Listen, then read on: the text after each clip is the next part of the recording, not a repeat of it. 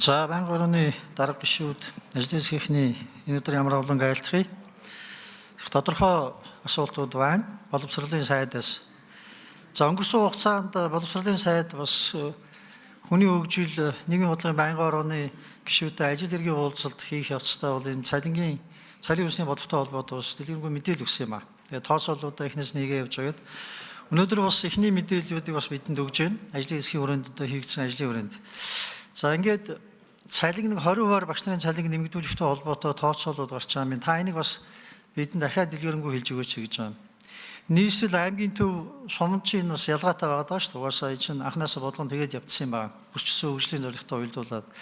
Одоо саяны тооцоолоор та бүхний танилцуулж байгаагаар хэрвээ одоо ингээд цалин нэмэх юм бол нийслэлийн багш нарын үндсэн цалин 2,592,000 байгаа нь хэд болох юм бэ? За үүнээс гадна бид нэмэгдэл гэж ярьдаг. Цаашаад бол энэ ачааллын нэмэгдэл гэж бас одоо зарим талаар авч үздэг.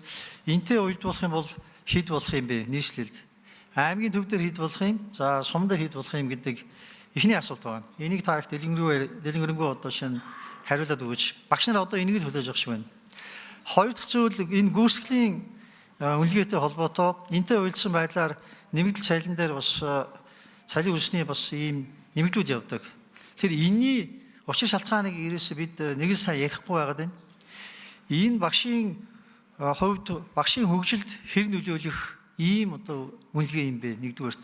Хоёрдугаар боловсролын чанарыг дээшлүүлэхдээ уялдсан зорилготой хэр уялдсан ийм үнэлгээ юм бэ гэдгийг бас хэлээд өгөөч гэж байна. Цаашдаа энэ одоо байх ёстой юм уу үгүй юм гэсэн эргэлзээ төрөөд байна шүү дээ. Салбарынх нь бол хоёр тал гарсан байгаа. Бодлогын бол мэддэг болохоор зэрэг энэ гарцаа авах чухал гэж хэлээд байдаг. Энэ их хурд сууж байгаа бидний хувьд бол ямар ч нөхцөлд бол тодорхой салбарт бол гүйцэтгэлийн үнэлгээ бол байж ээж тухайн салбарын одоо үйл ажиллагааны чанар сайжирдаг гэдэг ийм ойлголттой. Энтэй уялдсан байдлаар яам өөрөө одоо энийг хэрхэн ойлгож хэрхэн одоо авч үзэж байгаа юм бэ гэсэн нэг ийм одоо асуулт байна гэж байна. За гурав дахь зүйл энэ орон нутгийн нэмэгдэл ялангуяа одоо шинэ сургуулиуд дээр шүү дээ. Та бол одоо асуудлаа маш нарийн одоо мэдж байгаа хүний хувьд орон нутгийн нэмэгдлүүдийг өгсөн. Суманд 40%, аймгийн төвдөр 20% гэж. Сая бас гишүүд асууж байна. Эний үр дүн гарсан хэсгийг бас та бүхэн бидэнд тайлбарлаач гэж байгаа. Санжаа одоо сайн мэдж байгаа. Анхнаасаа энийг гарна гэж бид нар одоо энэ тооцоолыг хийсэн. Үр дүн гараад явж байгаа гэдэг тодорхой мэдээлэл байгаа. Энийг та бүхэн хэлээч гэж байгаа. Тэгэхгүй бол энийг бол одоо байхгүй болох юм шиг бас ийм зарим нэг одоо асуудал яригдж байна. Ийм байж болохгүй шүү дээ. Өчигдөр бодлогон зүг байгаад өнөөдөр буруу болсон юм шиг ийм одоо залгам чанаргүй бодлогогүй төр юм шиг байж ирээсээ болох байх. Энийг бас тайлбарж өгөөч гэж байгаамаа. За баярлалаа. За хариултаа. Босрлын наран байр сайд. За баярлалаа. Тэгэхээр эхний хоёр асуултад би хариулаад явъя. Гурав дахь дээр манай Батчааргал бэлдэж байгаад яг орон нутгийн нэмэгдэл дээр жоохон яг тоон үзүүлэлтээс нь харахад ямар одоо дэвшил гарч байгааг хэлж өгөөрэй. Тэгэхээр бид өнөөдөр яг үндсэн цалин бол 1,483,000-аас эхэлж байгаа.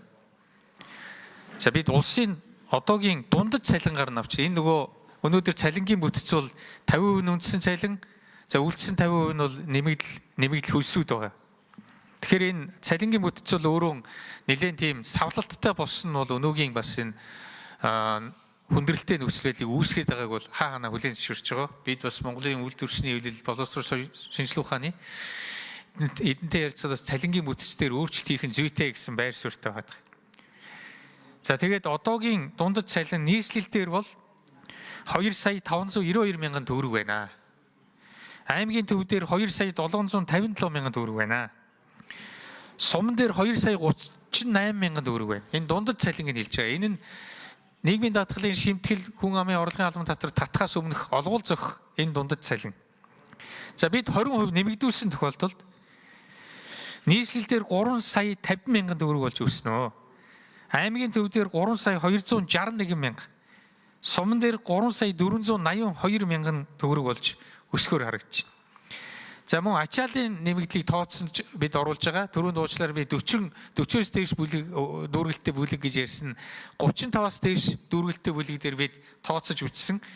За энэ үндсэн цалинг нь 20% нэмээд тэгээ ачааллын нэмэгдлийг бас ингээд оруулаад тооцох юм бол энэ бол нэг хувьсгал зардлаар дамжуулаад 100 тэрбум төгрөгийг төсвийн одоо өнөөгийн өргөн барьсан төсөв дотор бол шингээсэн байгаа.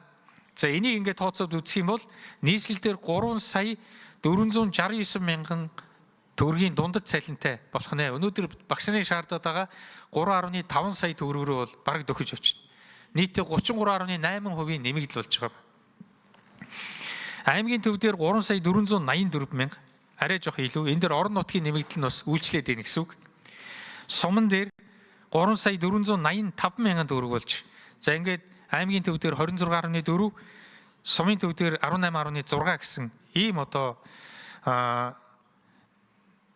байдлаар нэмэгдэхээр биш тооцооллыг гаргасан. Зүгээр бид бас энэ үндсэн цалин гэдэг энэ зүйл дээр бас ойлгох хэрэгтэй нь бол цаашдаа энэ харьцааг үе шаттайгаар үндсэн цалингийн эзлэх хувь хэмжээг нэмж нэмэгдэл нь бол өөрөө арай бага бахаар ингээд тооцохгүй бол үндсэн цалин өөрөө амжиргааны ийм шууд баталгаа болж чадахгүй цалингийн бүтц өөрөө их нарийн төвөгтэй ийм болоод байгаамаа. За гүйцэтгэлийн үнэлгээ бол би хоёр талынх нь багш нартай бол уулзч ил байсан. Нэг нь бол одоо авч чадаагүй хэсэг нь бол шудраг ус байна гэж боддог. Эсвэл одоо шудраг усаар үнэлүүлсэн гэж үзсэн хүмүүс нь бол тийм үзэл бодолтой.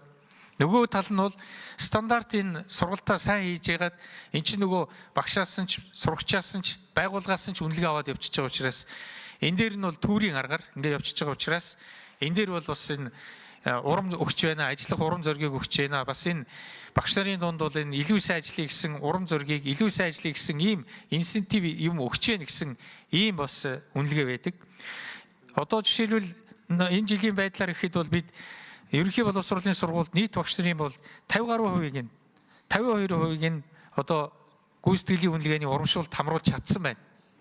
Гэхдээ энэ үнэлгээг нь бид цаашдаа үргэлжлүүлэхдээ илүү шудраг болгох түүний зэрэгцээ үндсэн цалин зарим хэсэг. За Цолпрагшун хариулт хэнэс бас микрофон 2. За гишүүний асуултанд нэмэлтээр хариулъя. Боловсролын яам хачиргал орон нутгийн нэмэгдлийн тухайд одоо 2024 оноос хойш гарсан үр дүнгийн зүгээр статистик дээр аваад үзэхэд одоо орон нутгийн нэмэгдэл өгснөөс хойш бол одоо багшийн хомсдол тодорхой хэмжээнд энэ шилжилт динамикууд одоо өөрчлөлтүүд бол гарсан байдаг. Багшийн хомсдол улсын хэмжээнд бол одоо 10 орчим % буюу одоо 9.9% та байгаагаас нийслэлд 13.6%, одоо суманд орон нутгад бол 6.6% байгаа нь бол одоо энэ хомсдлын энэ зөрүү бол ярьсан байгаа. Гисэн хэдий ч гэсэн багшийн хомсдол ялангуяа байгалийн ухаан энэ чиглэл дээр бол хомсдлууд байгаа ч гэсэн ажлаас гардаг одоо хөтөлбөрийн зах зээл дээр өөр ажил руу шилжих энэ процессыг үндсэндээ тодорхой хэмжээ нэлээд үлэмж хэмжээгээр саарсан гэж ийм дүгнэлт бол харагдаж байгаа. За Цолпрагшун информ. За нармид сайд их тодорхой мэдээлэл одоо бидний ярьчлаа. Энэ одоо хэвлэрч явах бах. Нийслэлд бол багш нарын салин одоо энэ нэмэгдэлтэй уялдсан байдлаар 33.8% нэмэгдэх гэж ойлголоо. Аймгийн төвүүдээр бол 26.4% нэмэгдэх нь үндсэндээ бол. Тэгэхээр энэ бол ямар нэгэн байдлаар энэ зүйлээ бол та бүхэн үйлдвэрчний хэвлэлтэй ярих хэрэгтэй юм байна. Саяны одоо бас байнга орон дарга хэлж ийн энэ гурван талд хэлцэрлэгөө ороход энийг одоо та бүхэн ярилцах хэрэгтэй юм биш үү гэж байна. Дараагийн зүйл бол та бүхэн үндсэн цалингаа нэмэгдүүлнэ гэж энэ зөвөө. Тэгжээж одоо тэр амьдралгаатай уялдсан байдлаар энийг бас та бүхэн олон нийтэд багш нарт бас мэдээлэх ёстой шүү. Гурав дахь зүйл бол тэр гүйцэтгэл бол байсаар байх юм байна. Харин аргачлалын сайжруулах юм байна. Боловсронгүй болох юм байна. Энийг бас та бүхэн ярьж ээж багш нартаа олон нийтэд энийг ойлгуулад явахгүй бол болохгүй юм байна шүү гэж байна. Тэгэд энийг та бүхэн цаашаа яриач гэж байгаамаа. Сүүлд нь бол мэдээж хэрэг энэ бид орон нутгийн нэмэгдэг бол үр дүнгөө өгж байгаа гэдэг бол зарим зүйл нотолж байна. Зарим зүйл харуулж байна. Гэхдээ За 1 минут тодорхой нэмий. Цолпрагшун. Гэхдээ энэ зөвхөн орон нутгийн нэмэгдлээс гадна урд нь хэрэгжүүлжсэн санжаа даргуул сайн мэдж байгаа.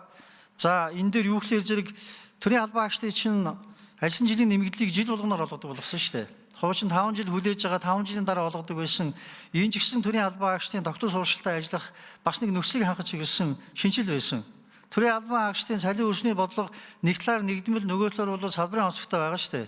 Тэгэхээр энэ үүднээс энэ зүйлээ бас та бүхэн энэ хилцээрүүдээр яриад цаашдаа магадгүй болж байгаагаа яриад болохгүй байгаа зүйлээ нарийн одоо жишээ нь хилцчээж энэ зүйлээ олон нийт болон багш нарын дунд хилцүүлэгт оруулмаар байна гэж байгаа юм. Тэгэхгүй бол ирээсээ ингээд нэг их хурл дээр авчираад бүх юма шийдэх ёстой гэсэн одоо шийдэл байгаа боловч нөгөө талдаа яг бодлого барьсан яамдар бодлогонд гарчихсан явж байгаа тэрийг ярихгүй яваагаас болсон ийм зөрүүтэй ойлголтууд явж шүү гэдэг хэлээ. Ингээд та бүхэн энэ дээр бол идэвхтэй ажилламаар байна.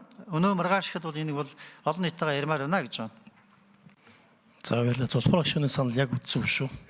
Бүх асуудал шийдэгдэхгүй байсаар байгаа засгийн төвсөнд салбарын яамд нь шийдэхгүй байсаар байгаа дужруулад тэг их хурл руу шийдчихдэг. Их хурл бол дэрийг шийддэг газар биш шүү дээ. За дараагийн гишүүн Пейсэн гишүүн.